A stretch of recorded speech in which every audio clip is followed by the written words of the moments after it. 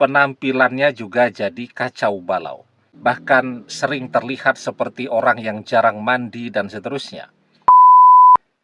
Bismillahirrahmanirrahim. Assalamualaikum warahmatullahi wabarakatuh. Bapak-bapak, ibu-ibu, mas-mas, mbak-mbak, khususnya adik-adikku sekalian yang dirahmati Allah dimanapun Anda berada. Kembali di IIP Channel bersama saya, IIP Wijayanto. Kali ini kita akan membahas tema 3 hal absurd yang mantan lakukan setelah dia mengkhianatimu, tanda dia frustasi berpisah denganmu. Jadi setelah mantan mengkhianati kita melihat ada 3 hal absurd, tidak jelas, yang justru mantan lakukan. Padahal selama ini kita melihat mantan ini adalah orang yang punya konsep hidup yang sangat jelas. Ya, apa itu? Yang pertama, mantan mengkhianati kita. Saat masih bersama kita, dia bersama orang ketiga. Apa yang terjadi setelah dia mengkhianati? Bukannya bertahan dengan orang ketiga, malah dia gonta-ganti pasangan.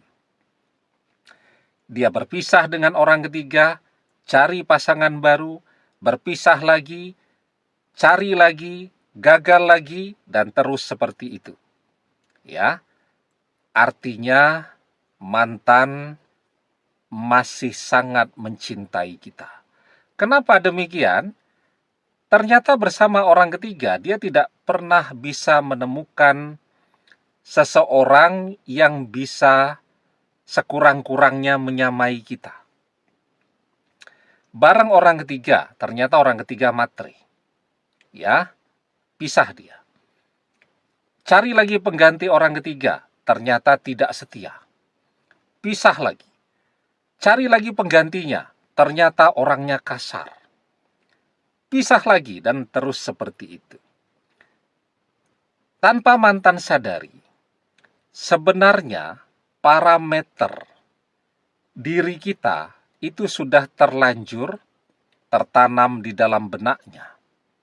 Kita baik, kita setia, kemudian kita juga tidak matre, kita selalu siap berkorban untuk dia, kita tidak kasar, tidak egois, dan seterusnya.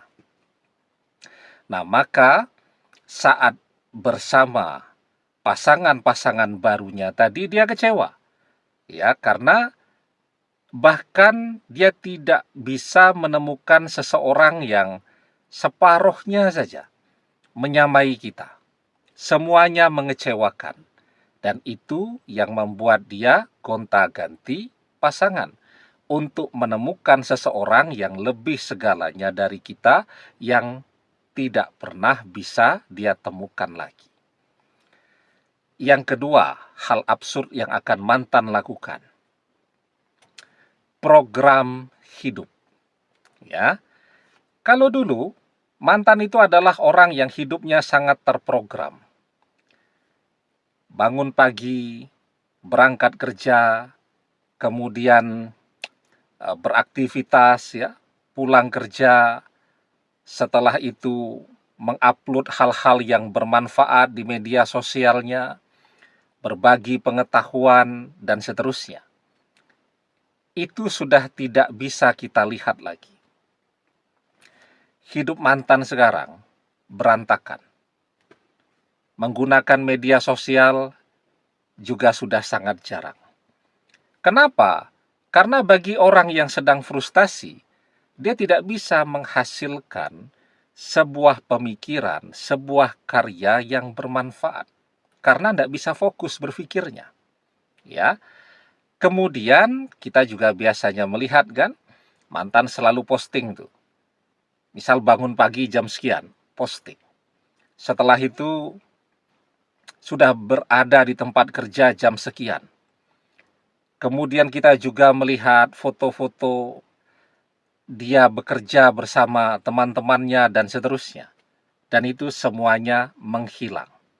Kalaupun dia memposting sesuatu di media sosialnya, isinya cuman mengeluh, berkeluh kesah, ya. Nah, kemudian yang ketiga, dari penampilannya juga jadi absurd sekali. Kalau kemarin mantan itu adalah orang yang sangat memperhatikan penampilannya. Penampilannya rapi, sehingga dari situ muncul daya tarik dan pesonanya. Ya, tapi sekarang kalau kita melihat mantan bisa ketemu langsung, penampilannya juga jadi kacau balau. Ya, jadi terlihat begitu berantakan, bahkan sering terlihat seperti orang yang jarang mandi dan seterusnya.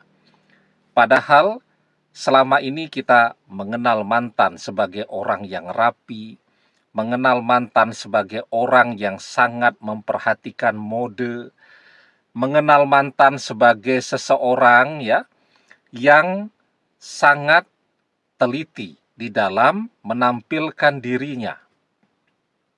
Dan itu sudah tidak bisa kita temukan lagi sekarang.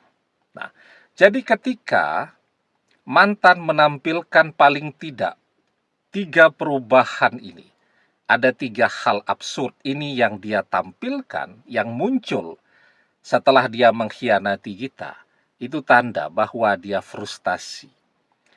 Dia frustasi karena dia gagal untuk bisa menemukan seseorang yang melebihi kita.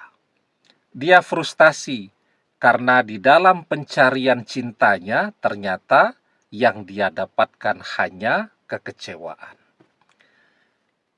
Manusia yang tidak belajar untuk bersyukur, maka dia tidak akan pernah menemukan kebahagiaannya.